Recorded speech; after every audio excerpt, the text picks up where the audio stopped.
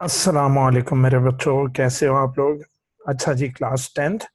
आज मैं आपके लिए लेक्चर नंबर 2 लाया हूँ बेटा। चैप्टर नंबर 11 का, चैप्टर नंबर 11 जिसका नेम होम्योस्टैसिस है। आज हम इसका लेक्चर नंबर 2 करेंगे। इसमें हम कोशिश करेंगे कि जितने भी हमारे टॉपिक्स कवर हो जाए। ठीक है, तो पहला टॉपिक है जी आज का, वो है ऑस्मोटिक एडजस्टमेंट्स इन प्लांट्स। मेरा बेटा, आप सबको मालूम है कि काफी किस्म के इन्वायरमेंट्स हैं। जैसे एक इन्वायरमेंट आप ले लें मैरीन वाटर, दैट इज समंदर का पानी। तो दूसरा इन्वायरमेंट आप ले लें फ्रेश वाटर, दैट इज मीठा पानी, जिसमें नमकियात कम होते हैं और वो पीने के लायक पानी होता है, उसको मीठा पानी बोलते हैं, फ्रेश वाटर। तो एक है मैरीन वाटर, एक है फ्रेश वाटर, और एक है जनाब एकदम ज़ेरिक कंडीशंस जहां पानी मौजूद ही नहीं। ज़ेरिक कंडीशंस डेजर्ट कंडीशंस होती हैं, वेरी मच ड्राई कंडीशंस होती हैं। ठीक बच्चों, तो पता ये लगा कि अमाउंट ऑफ वाटर की अवेलेबिलिटी पर, अमाउंट ऑफ वेटर वेटर मुंह से निकल गया, अमाउंट ऑफ वाटर जितना के प्लांट्स को अवेलेबल है, उसकी बुनियाद पर प्लांट्स को 3 ग्रुप्स में तोड़ा गया है। ठीक, on the basis of the availability या अवेलेबल, सॉरी यार आज पता नहीं मेरी को क्या हुआ मेरी जुबान को, on the basis of the available amount of water and salts, पानी और सॉल्ट्स की अवेलेबिलिटी, दस्तयाबी की बुनियाद पर प्लांट्स को 3 ग्रुप्स में डिवाइड किया गया है बेटा। पहला ग्रुप है बच्चों हाइड्रोफाइट्स। पहला ग्रुप है हाइड्रोफाइट्स। बेटा फाइट का मतलब प्लांट बॉडी, फाइट का मतलब प्लांट बॉडी। ठीक, और हाइड्रो से मुराद जो कंप्लीटली या पार्शली सबमर्ज्ड हो फ्रेश वाटर में।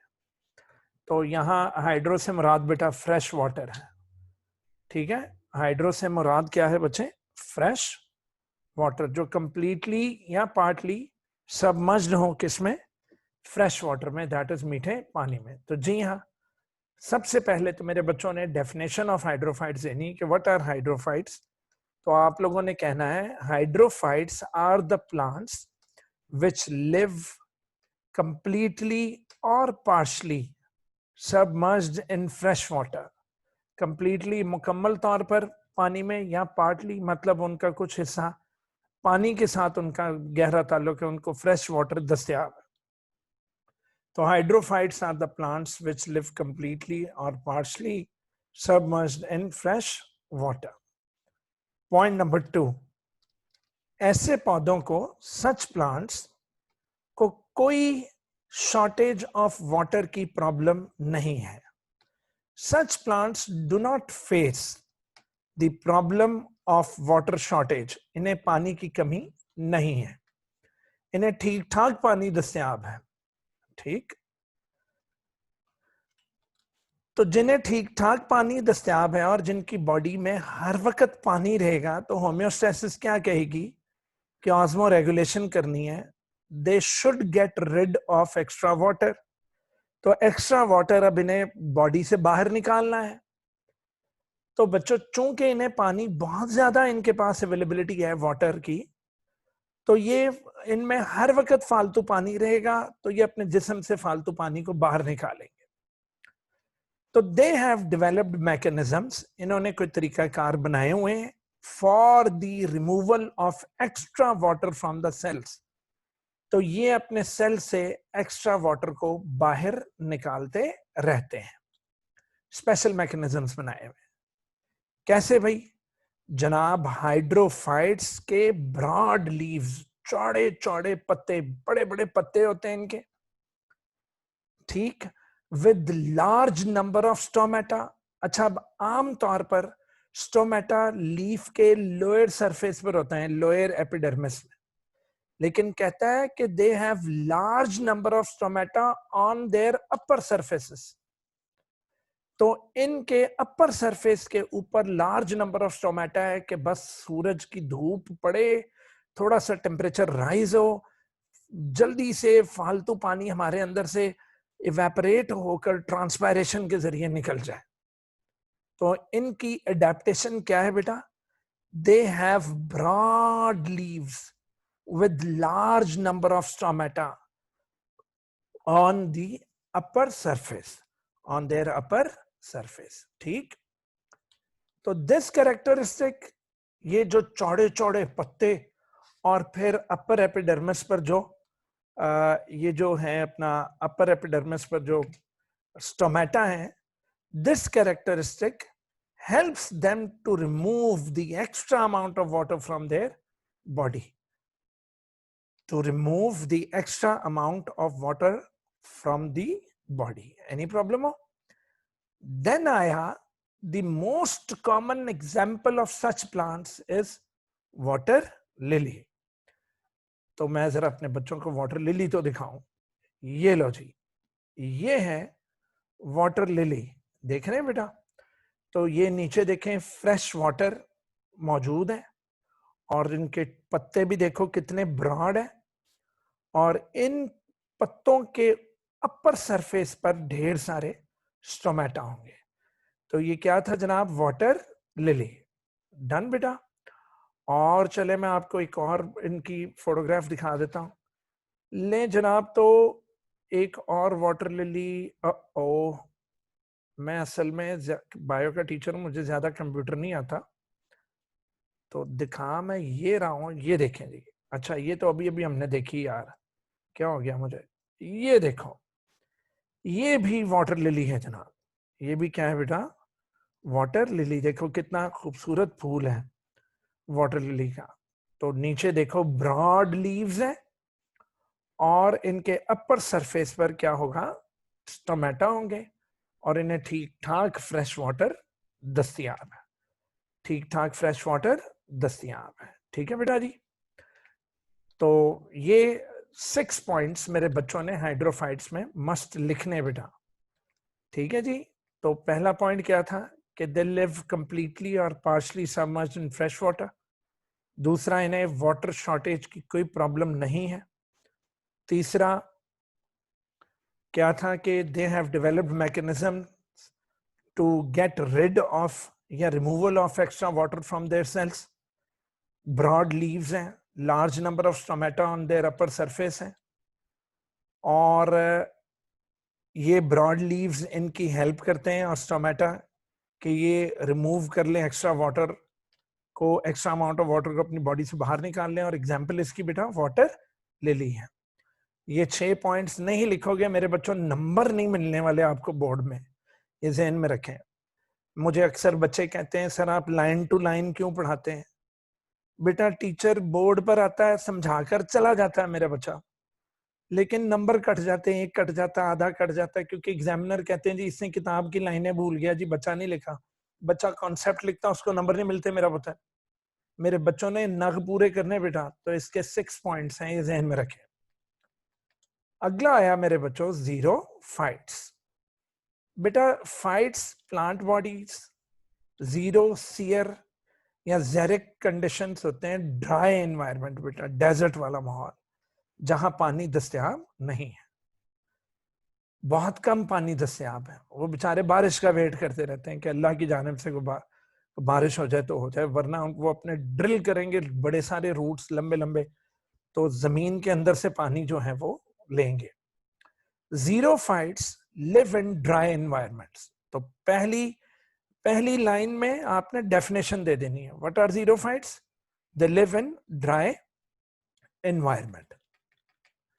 अब देखते हैं कि इनकी क्या अडेप्टेशंस हैं। ये अपने अंदर अगर पानी कहीं से इन्हें मिल गया है तो क्या ये ट्रांसपायरेशन को कंट्रोल कर लेंगे? क्या ये अपने अंदर, चूंकि गर्म कंडीशन से बेटा वाटर तो इवेपोरेट होने को फिरता है, तो इनकी क्या क्या अडेप्टेशंस हैं वाटर की स्टोरेज के लिए, वाटर की ट्रांसपायरेशन को रोकने के लिए? तो लेट्स सी बच्चा, दे पोजेस थिक, बड़ी मोटी वैक्सी फैटी बड़ी फैट्स पर मुश्तमिल वैक्सी क्यूटिकल है, थिक है, वैक्सी क्यूटिकल है, ओवर देयर एपिडर्मिस, इनकी एपिडर्मिस के ऊपर, एपिडर्मिस कहते हैं बेटा outer skin of the plant, तो स्किन के ऊपर इन्होंने एक मोटी तह चढ़ाई हुई है जो कि थिक है, वैक्सी, क्यूटिकल, क्यूटिकल लिपिड की फॉर्म है बेटा। और आपको पता है कि चिकनाई हो जो या जो लिपिड हो वो वाटर रिपेलेंट है, तो बेटा वो अंदर का पानी इवेपोरेट होने नहीं देगी, ये क्यूटिकल अंदर का पानी बाहर जाने नहीं देगी, तो इनकी स्किन के ऊपर एक मोटी फैट की लेयर है to reduce water loss from internal tissues, तो अंदर के टिश्यू से, सेल से पानी का लॉस होने नहीं देती। पॉइंट नंबर 3, बच्चा इनके पत्तों में very less number of stomata होते हैं, तो ना स्टोमेटा होंगे ना ट्रांसपायरेशन होगी, to reduce the rate of transpiration. तो मेरे बच्चा ट्रांसपायरेशन के रेट को रिड्यूस करने के लिए इनमें very less number of stomata है। ठीक। पॉइंट नंबर 4, ये जो जीरोफाइट्स है ना बेटा, such plants have deep roots. Deep roots मतलब इनके रूट्स जमीन के अंदर उगते ही जाएंगे, उगते जाएंगे। तो पता ना बेटा रेगिस्तान में भी अगर हम कुआं खोदने की कोशिश करें तो कुछ डीप अंदर सॉइल में या रेत के अंदर वो डीप खुदाई करें तो हमें कुआं मिल ही जाता है। तो बेटा ये उतनी डेप्थ तक जाएंगे to absorb maximum water from the soil, to absorb maximum water from the soil. So they have deep roots to absorb maximum water from the soil. Bacha, some xerophytes have special parenchyma cells. बेटा parenchyma cells मेरे बच्चों ने class 9th में parenchyma tissues पढ़े थे और हमने पढ़ा था कि they store water and food. They store water and food. तो जी हाँ, some xerophytes, कुछ जीरोफाइट्स प्लांट्स में स्पेशल पैरेनकाइमा सेल्स हैं स्टेम्स के अंदर बेटा और रूट्स के अंदर, जिनमें they store large quantities of water. ऐसे पौधों की आप स्टेम को काटो, अंदर से बकायदा ड्रॉप्स की शक्ल में पानी निकल रहा था बेटा, तो ये अपने रूट्स में, अपने स्टेम्स के पैरेनकाइमेटस टिश्यूज में ढेर सारा पानी स्टोर कर लेते हैं। Done. Point number 6, this makes their stems and roots wet, पानी से भरे हुए, and juicy। बेटा such organs जिनमें वाटर स्टोर किया जा सके, प्लांट के such organs जिनमें वाटर को स्टोर किया जा सके, are called succulent organs, are called मेरा बच्चा succulent organs। डन। इसकी एग्जाम्पल है जी कैक्टाई, जिसका सिंगुलर है cactus plant, are the common examples of such plants. ठीक। और अब हम देखेंगे कैक्टस प्लांट। तो ये लो जी, here we got cactus plant. ये मेरे बच्चों ने देखे होंगे, है ना, कुछ लोगों ने घरों में ये सजावट के तौर पर ऑर्नामेंटल पर्पस से उगाए हुए होते हैं। ओके। अच्छा जी, एक और देख लेते हैं जनाब, कैक्टस प्लांट। वाओ, ये भी कैक्टस प्लांट है और ये देखो इसके स्टेम्स जो हैं वो wet and juicy succulent organs हैं। और तो और उन्होंने अपने लीव्स नीडल लाइक किए हैं बेटा, ना सरफेस एरिया होगा ना ट्रांसपायरेशन होगी। Good idea, nice. ले जनाब, लेट्स गो बैक। तो ये थे xerophytes. Xerophytes very very very very important बेटा, ये हाइड्रोफाइट, जीरोफाइट्स और हैलोफाइट्स, ये मस्ट आते होते मेरे बच्चे पेपर में, वेरी इंपॉर्टेंट। जनाब 7 पॉइंट्स हैं, नहीं लिखेंगे नंबर कटेंगे। घर आकर बोलोगे पापा मैंने 60 आउट ऑफ 60 का पेपर किया, तो फिर जाओगे बोर्ड ऑफिस जाओगे, नंबर कम आएंगे, फिर जाकर आप रीचेकिंग करवाते हो, उन्होंने पेन से क्रॉस किया हुआ होगा और लिखा होगा इनकम्प्लीट। तो मेरा बच्चा, if you want to write complete answer in 7 points को मिस मेरे बच्चों ने नहीं करना, किताब पर पॉइंट्स बनाया करो। तो xerophytes live in dry environments. They possess thick waxy cuticle over the epidermis to reduce the water loss. They have less number of stomata. Such plants have deep roots, absorb maximum water from the soil. Xerophytes have special parenchyma in order to store water in their stems and roots. And these such kind of wet and juicy stems and roots are called succulent organs. And example is cacti, singular cactus. Logi next I, halophytes. बच्चा halophytes live in sea waters. ये रहते हैं जनाब समंदरों में. सी grasses इसकी बेहतरीन example है. ये समंदर के पानियों में रहते हैं. उफ, हाइपरटोनिक एनवायरनमेंट, बहुत ज्यादा सॉल्टी एनवायरनमेंट, और ये अडेप्टेड है, वहां रहने के काबिल है. भाई अल्लाह पाक आपको जिस माहौल में रखता है उस माहौल के आप काबिल होते हैं, तो वो अल्लाह ने आपको वो माहौल दिया हुआ था. तो सॉल्टी एनवायरनमेंट, तो अल्लाह ने इन्हें अडेप्टेशंस दी हैं to live in salty environments. Salts enter in their body बेटा कंटिन्यूअसली, क्योंकि बाहर सॉल्ट्स ज्यादा है, तो salts move from higher concentration towards the lower concentration level. Salts खुद ब खुद बाहर से इनके जिस्मों के अंदर दाखिल होते जाते हैं. Such plants due to the higher concentration in the sea water. लेकिन ये भी बड़े चालाक है बेटा. अच्छा, अब एक चीज कहने भी खतरा होता है मेरे बच्चों. ये होते हैं बेचारे हाइपरटोनिक एनवायरनमेंट में. अब एनवायरनमेंट इनका हाइपरटोनिक है, बॉडी इनकी हाइपो हुई पड़ी हुई, तो इन्हें खतरा है कि कहीं हमारे जिस्म के अंदर का पानी निकल कर बाहर ना चला जाए और हमें सॉल्टी वाटर में कहीं डिहाइड्रेट ना हो जाए. बेटा इसीलिए हम समंदर का पानी नहीं पी सकते, क्योंकि वो पानी हमारे जिस्म में एब्जॉर्ब होने के बजाय उल्टा हमारा पानी सारा बाहर खींच लेगा.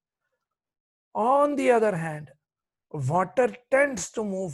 पानी, इनके जिस्म का पानी कोशिश करता है कि मैं इनके सेल्स में से निकलकर मैं बाहर चला जाऊं हाइपरटोनिक सी वाटर में. अब इस खतरे को ये कैसे ओवरकम करेंगे बेटा?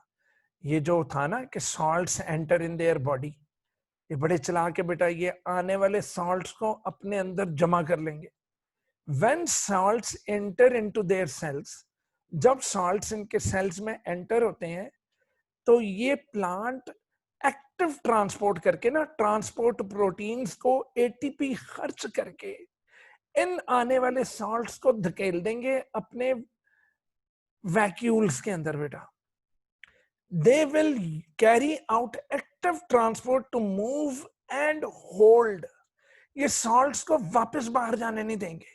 गनीमत समझेंगे कि हमारी बॉडी में सॉल्ट्स आ गए. जब इनकी बॉडी में ढेर सारा सॉल्ट हो जाएगा, इनके वैक्यूल्स में ढेर सारा सॉल्ट हो जाएगा, तो ये इतने चालाक हैं, ये बाहर हाइपरटोनिक एनवायरनमेंट को कहेंगे, ओए हाइपरटोनिक एनवायरनमेंट, अब हमारी बॉडी तुमसे ज्यादा हाइपर है बच्चों. तो ये अपनी बॉडी में सॉल्ट्स को जमा करके बाहर के एनवायरनमेंट के मुकाबले में ज्यादा हाइपरटोनिक हो जाएंगे. तो जब ये बाहर के मुकाबले में ज्यादा हाइपरटोनिक हो जाएंगे, तो अब इन्हें कोई खतरा नहीं है कि उल्टा बाहर से पानी इनके सेल्स में आएगा. ये नहीं होगा कि इनके अंदर का पानी लॉस्ट हो जाए. ठीक, तो दोबारा सुन लो बच्चों. हाइपरटोनिक एनवायरनमेंट में चूंकि ये रहते हैं, समंदर के पानी के जो सॉल्ट्स हैं मुसलसल इनके जिस्मों में दाखिल हो रहे होते हैं, इनके सेल्स में. अब इन्हें खतरा होता है कि यार बाहर हाइपरटोनिक एनवायरनमेंट है, हमारे सेल्स हाइपो हैं, तो हमेशा पानी हाइपो से निकलकर हाइपरटोनिक एनवायरनमेंट में जाता है. 9th में पढ़ा था हमने. तो इन्हें खतरा है कि कहीं हमारे सेल्स के अंदर का पानी निकलकर बाहर सी वाटर में ना चले जाए. तो ये चालाकी क्या करते हैं कि जो सॉल्ट्स इनमें एक्सीडेंटली एंटर हुए थे ना, उन सॉल्ट्स को पकड़कर एक्टिव ट्रांसपोर्ट करके, ट्रांसपोर्ट प्रोटीन्स को एटीपी खर्च करके पुत्र, ये उन सॉल्ट्स को अपने वैक्यूल्स के अंदर धकेल कर महफूज कर लेंगे और अपने आप को इतना हाइपरटोनिक कर लेंगे, अपने आप को इतना हाइपरटोनिक कर लेंगे कि समंदर का पानी इनसे हार मान जाएगा. ये समंदर के पानी को हाइपो कर लेंगे और खुद क्या हो जाएंगे उनके मुकाबले में हाइपर। इजी मेरा बेटा। तो salts are not allowed to move out. ये सॉल्ट्स को बिल्कुल इजाजत नहीं देते कि अब तुम अंदर आए हो तो बच्चे अब तुमने छोड़ कर नहीं जाना अपनी semi permeable membranes of the vacuole. Vacuole की मेम्ब्रेन को टोनोप्लास्ट कहते हैं। ये अंदर आए हुए सॉल्ट्स को फिर बाहर जाने देते ही नहीं है। इजी बेटा। और इस तरह क्या होता है, so the SAP of vacuoles, vacuole में मौजूद जो पानी है, वैक्यूल में मौजूद जो पानी है उसको सैप बोलते हैं। अब वैक्यूल का सैप जो है it remains even more hypertonic in मुकाबला ऑफ सी वाटर। तो सी वाटर के मुकाबले में वैक्यूल्स अब हाइपरटोनिक हो गए हैं, अब इन्हें कोई खतरा नहीं है, उल्टा बाहर का पानी अब अंदर आएगा। In this way water does not move out of the cells, उल्टा water will now absorb, water will be now absorbed with into the cell। ठीक है ना, फिर पानी सेल्स के अंदर आराम से जाएगा बेटा। ओके तो बच्चे इसकी example sea, many sea grasses are included in this group of plants। तो सी के अंदर जो ग्रासेस हैं वो अपने वैक्यूल्स के अंदर इतना सॉल्ट जमा करके रखते हैं कि उनका अपना पानी तो लूज होने की दूर की बात, वो तो उल्टा वाटर एब्जॉर्ब कर रहे होते हैं। तो जनाब जरा यहाँ हम रिकॉल कर लें, एक छोटा सा बॉक्स है हमारी किताब में। Osmosis is the movement of the water molecules from hypotonic solution से, मैंने कहा था ना पानी हमेशा हाइपोटोनिक से किधर जाता है, हाइपरटोनिक सॉल्यूशन की तरफ जाएगा, across the semi permeable membrane that is through semi permeable membrane.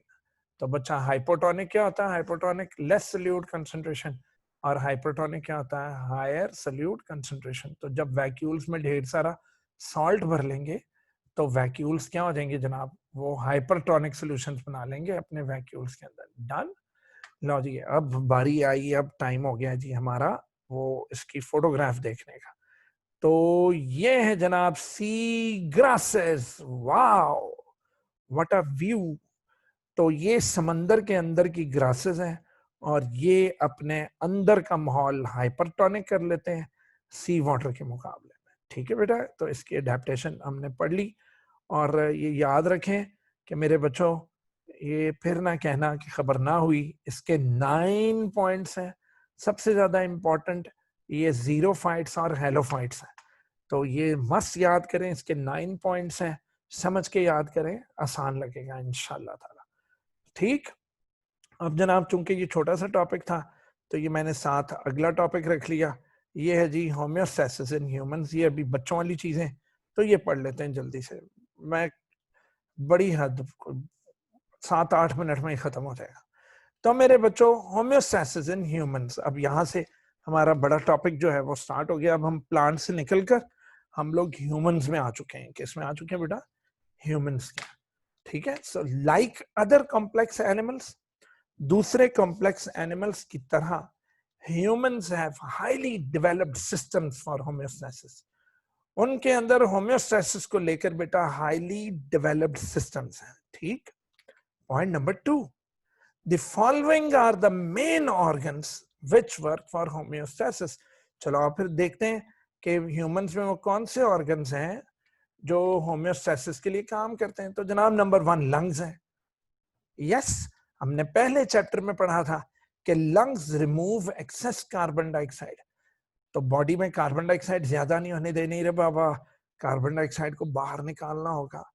और लंग्स कार्बन डाइऑक्साइड को एक बैलेंस में रखते हैं, और बॉडी को बैलेंस में रखना क्या कहलाती है, होम्योस्टैसिस। इजी बच्चा। Number 2 skin.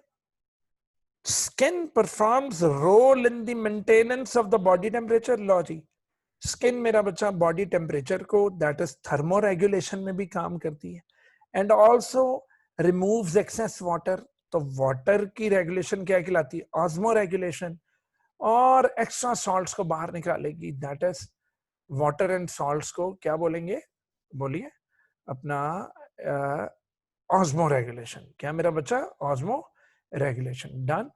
तो पता लगा कि स्किन थर्मो और ऑस्मो दोनों में मदद दे रही, जबकि किडनी एक्सक्रीशन में भी मदद देती है और ऑस्मो रेगुलेशन में फालतू पानी को भी बाहर निकालेगी, और तो और किडनी जो है वाटर, सॉल्ट्स, फिर मेटाबॉलिक वेस्ट जैसे यूरिया, यूरिक एसिड इन्हें बाहर निकालेगी। Done, urea and uric acid इन्हें बाहर निकालेगी फ्रॉम द ब्लड। और हाँ, किडनी इन सारी चीजों को पेशाब बनाकर तो बाहर निकालेगी। तो makes urine, makes what, urine. Clear हो गया बेटा? तो स्किन पढ़ते हैं जी, 5 मिनट्स का टॉपिक है ये, बड़ा इजी सा है, बहुत इजी सा है।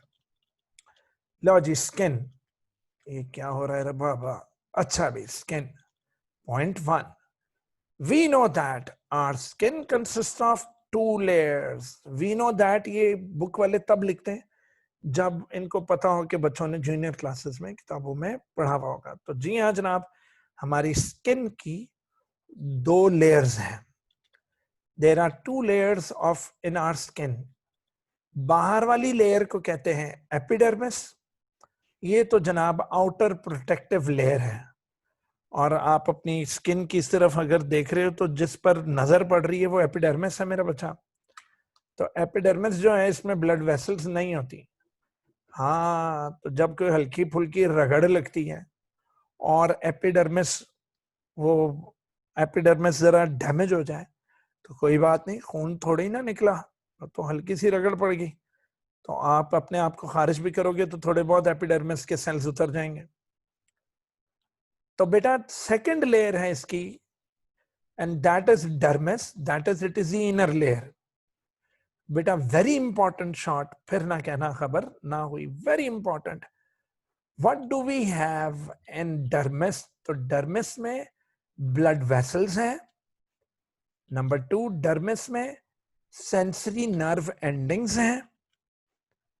नंबर 3, डर्मिस में स्वेट, दैट इज पसीना पैदा करने वाले और ऑयल प्रोड्यूस करने वाले ग्लैंड्स हैं। तो जिनमें ऑयल ग्लैंड ज्यादा हो वो कह रहे होते हैं यार मेरी स्किन बड़ी ऑयली है। हेयर्स भी यहीं से उगे हुए हैं, हेयर्स उगकर तो डर्मिस से बाहर आ जाते हैं। और तो और डर्मिस के अंदर फैट सेल्स हैं, दैट इज चर्बी वाले सेल्स। तो 5 चीजें हैं डर्मिस में: blood vessels, sensory nerve endings, then sweat and oil glands, hairs and fat cells। ये चीजें मौजूद है स्किन के अंदर। वाओ, स्किन हमारे टेम्परेचर में मदद देती है, टेम्परेचर को कंट्रोल करने में, टेम्परेचर को कंट्रोल करने में। तवज्जो है बेटा? ले जनाब, तो आ गया skin performs important role in regulation of body temperature. अच्छा, वो कैसे भाई?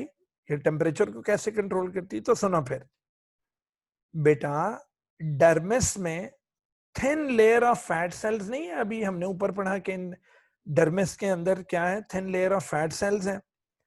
इन द डर्मिस बेटा जहां फैट्स हो, बेटा फैट्स इंसुलेटर है, बाहर की गर्मी अंदर नहीं जाने देनी और अंदर की गर्मी बाहर नहीं आने देनी। तो जी हाँ, इसीलिए मोटे बंदे को सर्दी या गर्मी कम लगती है, क्योंकि उसका उस बाहर का टेम्परेचर उसके बॉडी में जा ही नहीं रहा होता, ना उसका टेम्परेचर कभी लूज होता है।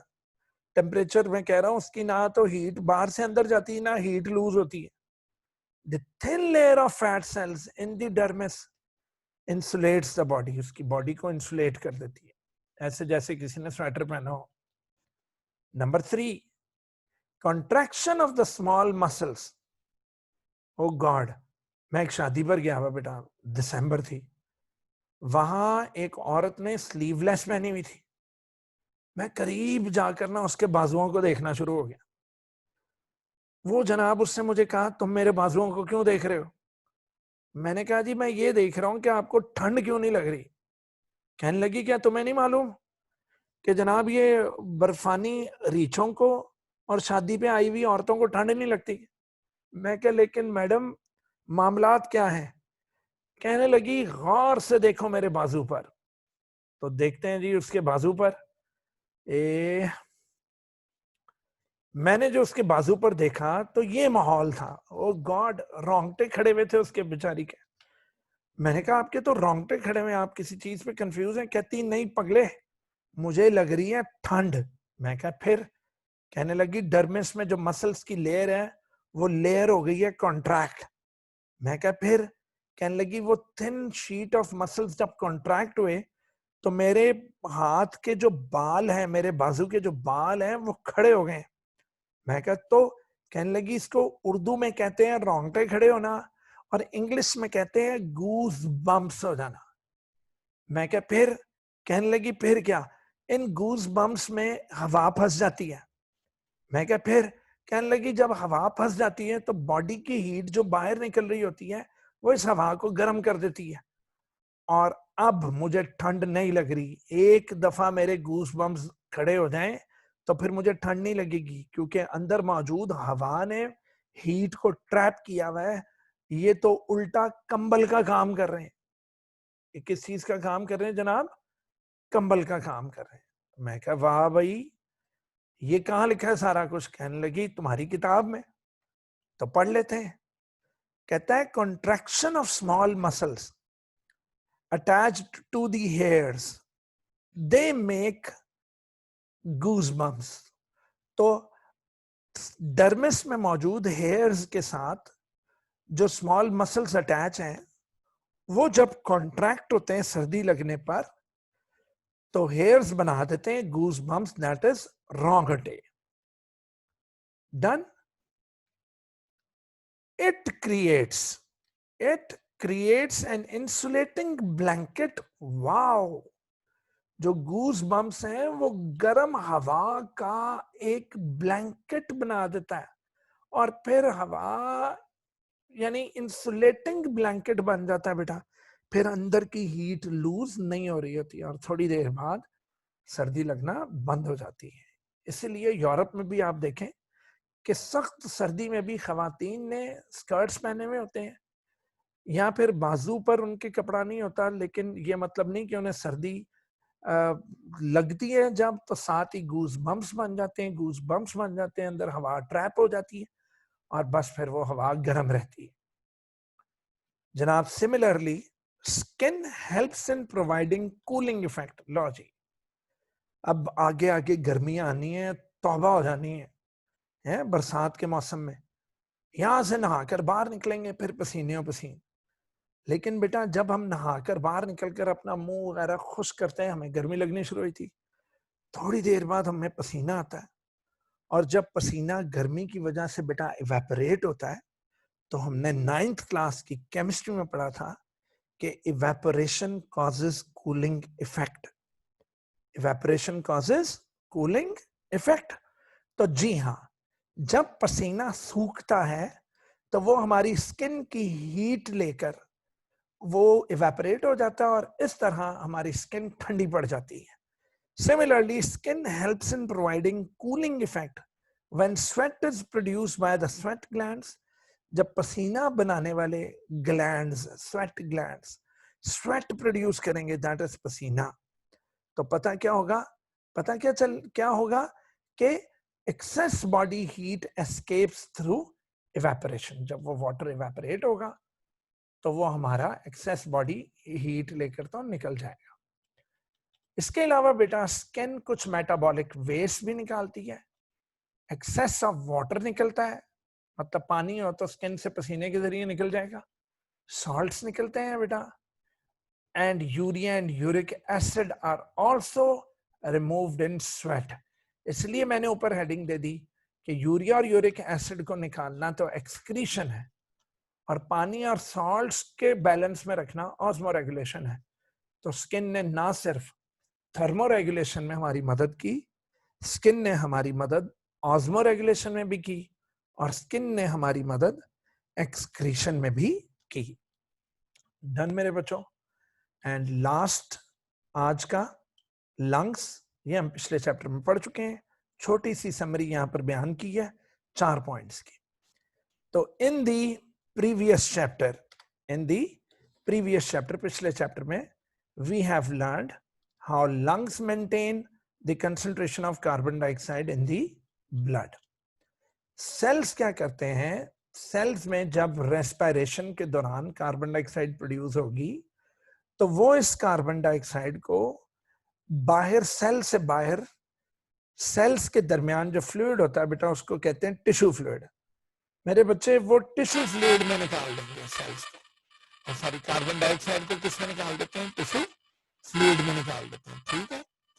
और वहां से वो टिश्यू फ्लूइड से वो कार्बन डाइऑक्साइड वो आखिरकार इकट्ठा होकर के फिर ब्लड में चला जाता है, फिर ब्लड लिम्फेटिक सिस्टम के जरिए, ठीक है, यहाँ टिश्यू फ्लूइड से डायरेक्ट कैपिलरीज में भी चला जाएगा, I am sorry not lymphatic system, tissue fluid में से कार्बन डाइऑक्साइड डायरेक्ट किसमें चली जाती है, ब्लड की कैपिलरीज में, और वहां से blood will carry this carbon dioxide to the lungs, और लंग्स से this carbon dioxide is removed in the air.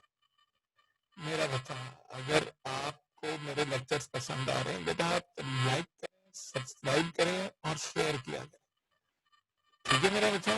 और अपने फ्रेंड्स को भी बताएं कि एक चैनल यूट्यूब पर फ्री में खुला है यार, मत दो कहीं और फीसें, मत पढ़ो कहीं जाकर, ये रोज की हाफ एन आवर की आप बायो की क्लास ले लो, ठीक है।